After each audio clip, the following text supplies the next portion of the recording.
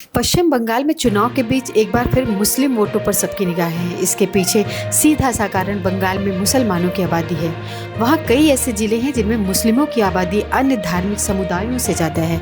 बंगाल की कुल 294 सीटों में से लगभग 100 से 110 सीटों पर मुस्लिम मतदाता जीत हार तय करते हैं।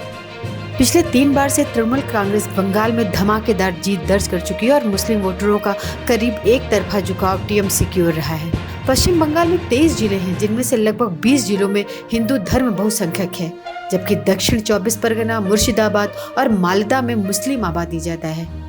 बंगाल की कुल आबादी में 40% की हिस्सेदारी रखने वाली यह कौम ही वहां की सरकार चुनती है।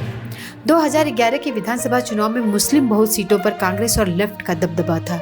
इन जिलों में 2011 में कांग्रेस ने 27 और लेफ्ट ने 19 सीटें जीती थी। वहीं टीएमसी को 36 सीटों पर जीत मिली थी। हालांकि इनमें से 26 सीटें सिर्फ साउथ 24 परगना जिले से थीं और मुर्शिदाबाद में तो टीएमसी खाता भी नहीं खोल पाई थी।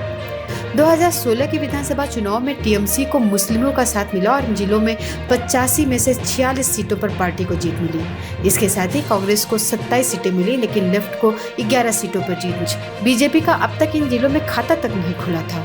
2021 के विधानसभा चुनाव में इन जिलों में टीएमसी ने एक तरफा जीत दर्ज की। इन जिलों की 85 में से 75 सीटों पर टीएमसी ने जीत दर्ज की थी।